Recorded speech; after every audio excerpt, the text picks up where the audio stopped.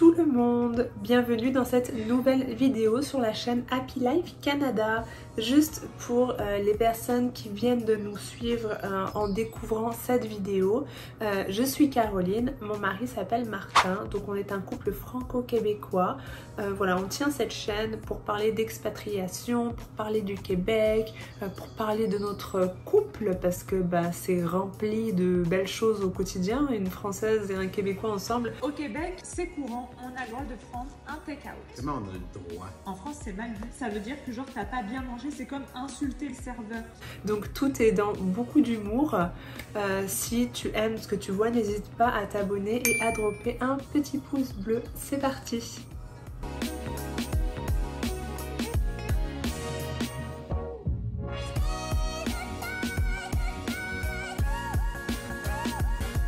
Donc aujourd'hui, on va parler de 5 parcs incontournables à faire au Québec. Donc 5 parcs qui ont été un réel coup de cœur pour moi. Déjà, on va commencer par le parc national de la Mauricie. C'est le deuxième parc que j'ai découvert en arrivant au Québec et sincèrement, waouh, qu'est-ce que c'est grandiose et que c'est beau. C'est juste à découvrir. Tu es obligé en venant au Québec de voir le parc de la Mauricie.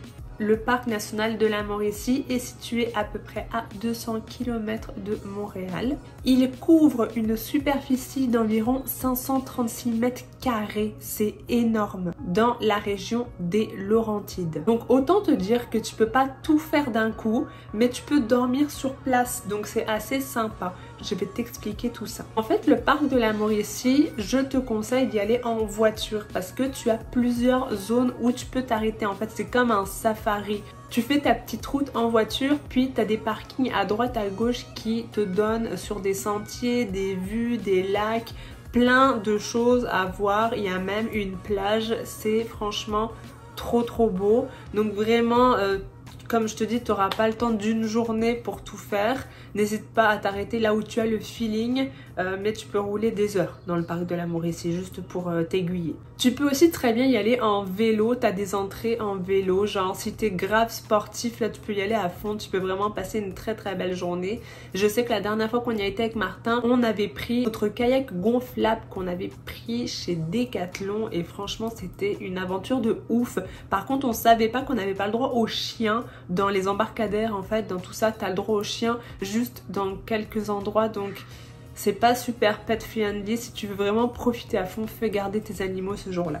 Comme je le disais tantôt, au parc de la Mauricie, tu peux carrément dormir, tu as des refuges, tu peux apporter ta tente, tu as vraiment divers endroits pour dormir. Je te conseille vraiment d'aller voir leur site internet, il est très complet. Pour finir, sur le parc de la Mauricie, ce qui a été vraiment un coup de cœur pour moi, c'est le lac du Fou. De toute manière, tu vas le voir, ça va être affiché quand tu vas être comme ça au volant. La fille, elle mime le volant. Ça va être écrit lac du Fou et puis genre...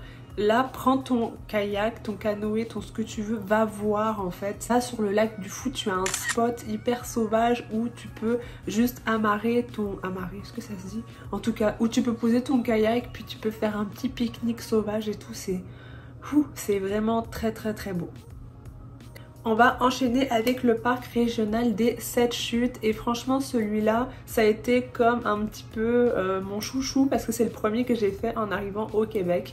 J'étais arrivée au Québec en 2017 pour les vacances. Là j'y vis depuis 2020 mais en gros c'est le premier que j'ai fait en fait, que j'ai découvert ici au Québec, donc c'est un peu sentimental on va se le dire. Donc il se trouve à peu près 100 km de Montréal dans la région de la Naudière à Saint-Zénon. Comme son nom l'indique, le parc est reconnu pour ses 7 chutes spectaculaires et franchement il est autant beau de le faire l'automne, l'hiver et l'été. Je l'ai fait les 3 saisons et franchement juste pépite, incroyable, trop beau. Je sais que j'étais allée jusqu'au balcon du Nord, puis ça m'avait pris 2 heures monter, 2 heures descendre et franchement moi qui suis pas du tout cardio, franchement ça a été très gérable. Par contre si vous le faites en hiver, prenez des crampons.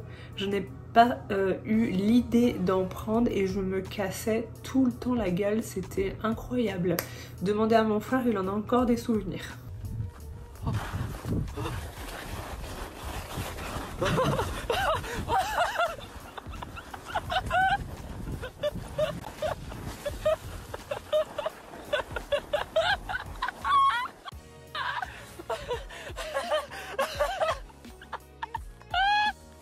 Bien entendu, comme toute randonnée, il y a des sentiers qui sont plus faciles et d'autres un petit peu plus difficiles. À toi de voir le chemin que tu veux emprunter. Je ne l'ai pas dit plus tôt, mais n'oublie pas de prendre un sac à dos, de l'eau, de quoi manger, de quoi faire fuir les moustiques, hein, parce que dans des forêts, etc., ils sont présents, et aussi de la crème solaire. Voilà, les coups de soleil sont vite arrivés. Ok, maintenant on va parler des chutes à bulles. Celui-là, je pense que c'est le plus facile à faire.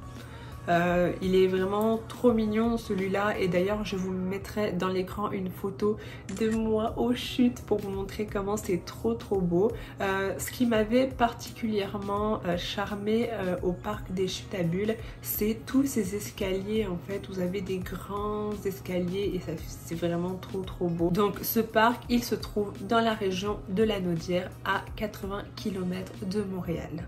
Et il est situé près de Saint-Côme. Maintenant, je vais te parler du troisième parc, je pense le plus dur et le plus spectaculaire à faire. C'est le parc national de la rivière des Hautes-Gorges de la Malbaie. Celui-là, il faut être en forme, il faut avoir du cardio, puis il faut prendre son temps, puis genre... what the fuck, tu vois, genre c'est pas de la rigolade ce truc là. Il est dans la région de Charlevoix, et sincèrement, juste pour aller visiter Charlevoix, ça vaut le détour.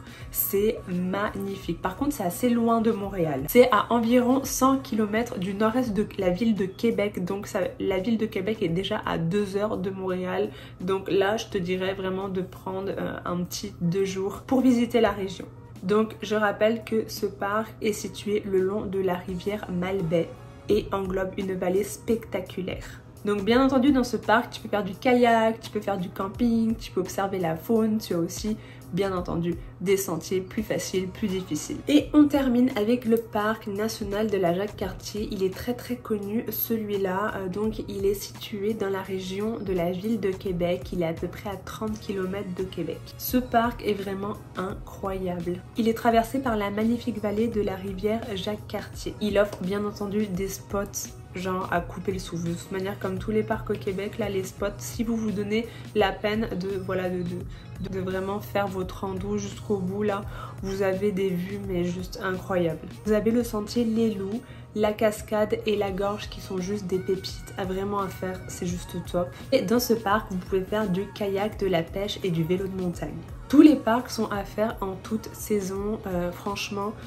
N'hésitez pas à y aller l'automne juste pour les couleurs, c'est un spectacle extraordinaire. L'hiver, vous avez un manteau blanc de neige, c'est fou. Puis l'été, vous pouvez profiter vraiment de la chaleur de l'été, de l'ambiance. Donc en fait, tout est vraiment très beau dans ce genre de parc au Québec. J'espère que cette vidéo vous a plu et que j'ai pu vous donner des idées de parcs à faire au Québec pour les nouveaux arrivants, même pour les Québécois. Voilà. Si vous avez des questions, n'hésitez pas à les poser en commentaire. Si vous voulez plus de vidéos de ce genre également, dites-le moi en commentaire. Je vous laisse avec ça, je vous souhaite une très belle journée.